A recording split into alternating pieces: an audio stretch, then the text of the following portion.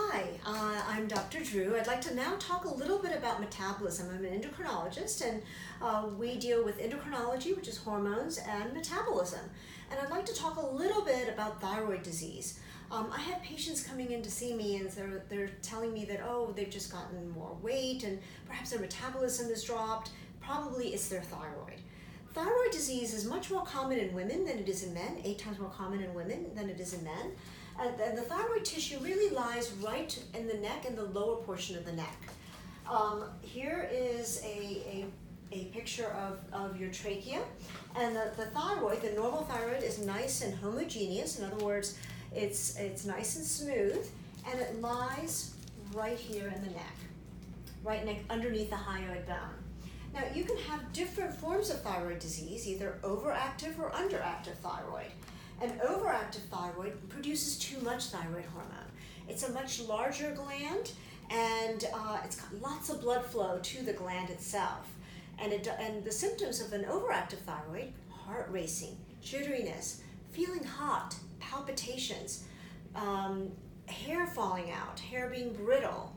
Whereas an hypothyroid, an underactive thyroid, is this. It also can be bigger, but it's very lumpy, bumpy. It's very dishomogeneous. It's not as smooth as a normal thyroid gland. Symptoms of hypothyroidism is fatigue, constipation, feeling cold, dryness of the skin or hair.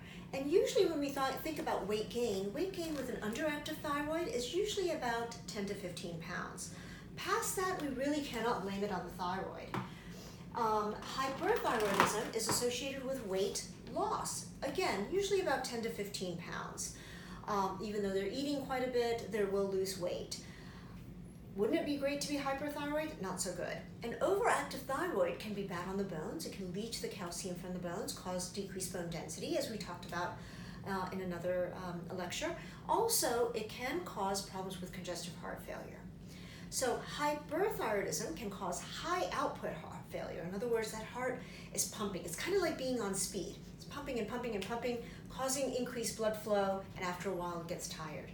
Hypothyroidism, an underactive thyroid, can also be associated with heart failure, but again, it's a much slower heart rate, and it fills the blood, but it just doesn't try to push it out as effectively. So both of them can be associated with it. Untreated hypothyroidism can cause edema in the lower extremity. Ultimately, it causes the orange changes in the skin, which is pretty much like an orange peel, and that's kind of what your skin looks like, usually in the lower extremities. So when patients come and talk to me about metabolism, they're usually talking about, well, there must be something going on with my thyroid. Not necessarily the case. And it's important to take a look at your thyroid function tests. Easily done, it's on a blood test. And then if it truly isn't your thyroid disease, let's talk about metabolism per se. And as far as some things we can do to increase our metabolism. There's another hormone called growth hormone. Growth hormone is produced by a small gland outside the brain called the pituitary. And this is sort of what a normal pituitary looks like. And again, if we just take the side of a face and we turn it, this is sort of where it lies. It lies right here. And if you can see, it lies right where the eye nerves come and cross. This is really what a normal pituitary gland produces. It produces a whole bunch of hormones. Thyroid stimulating hormone, that stimulates the thyroid. It produces growth hormone. Now, growth hormone is what we call the metabolism hormone. In other words, it's the hormone that as children grow, it helps them grow taller. Things that improve endogenous growth hormone: sleep, food. And so children who are starved or have chronic disease can actually have decrease in growth hormone and can actually have decrease in height, ultimate height. There are obviously other types of tumors that can be formed. So small little tumors in the pituitary, this right here, the whitish area, can produce hormones. Most of them don't produce any hormones. Some of them can produce too much growth hormone. Too much growth hormone is what we consider Andre the Giant. He's big. If you have increase in growth hormone before puberty, you just increase in height.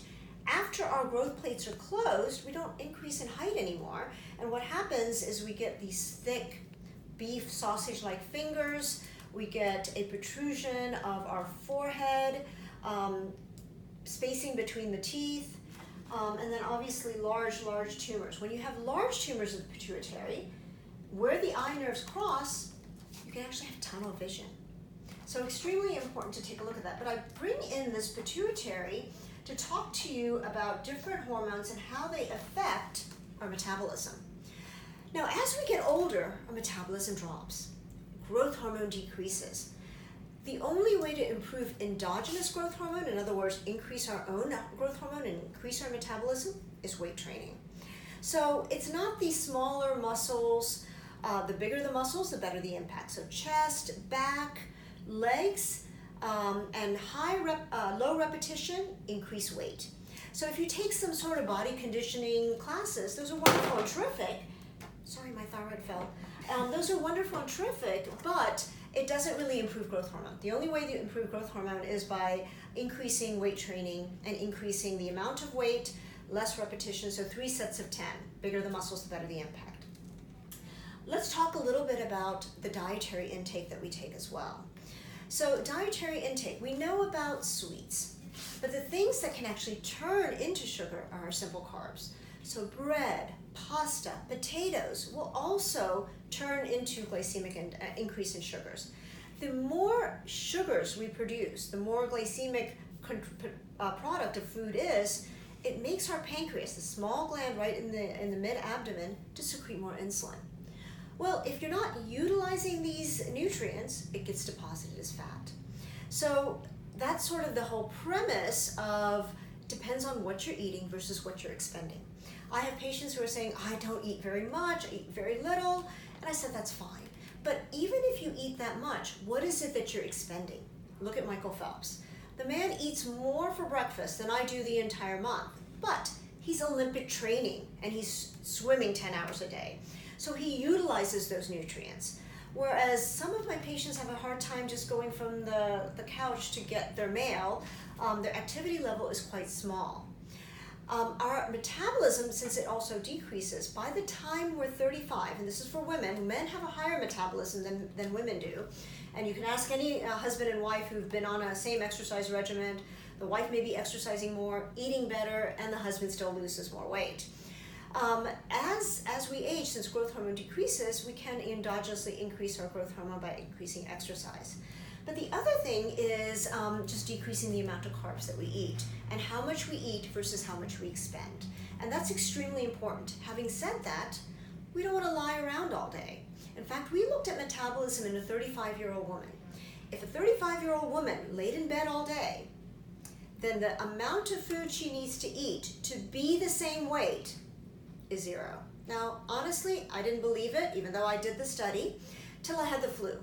I had just lemon water, nothing else. I was so dehydrated, I actually had to come to my office to get IV fluids. I had temperatures of 100, 101.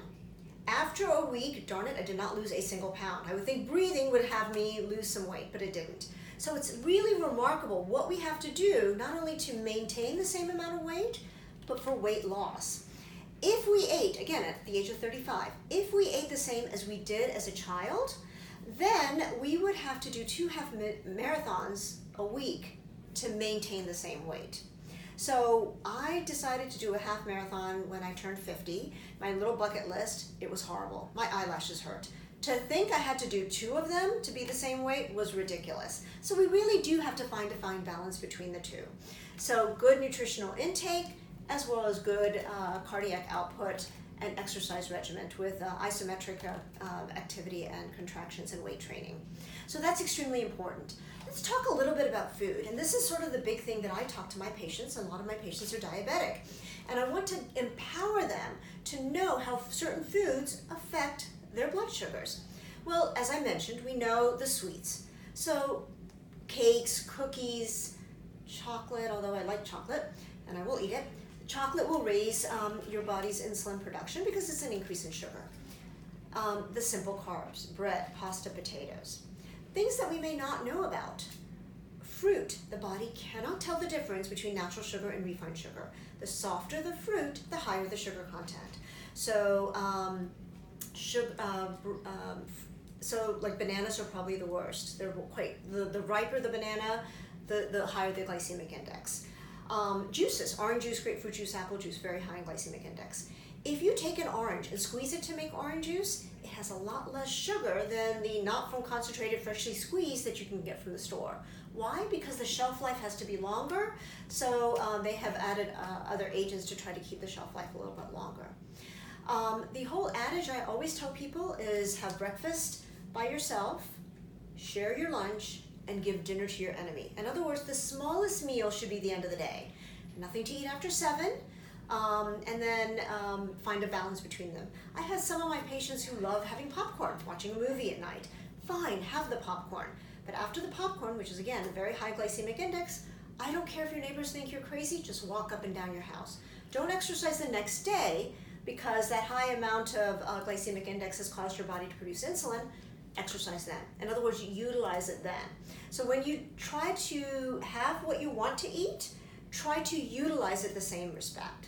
So that's kind of an overview about just nutrition, a little bit about metabolism with the different organs that I deal with in particular, and I thank you very much.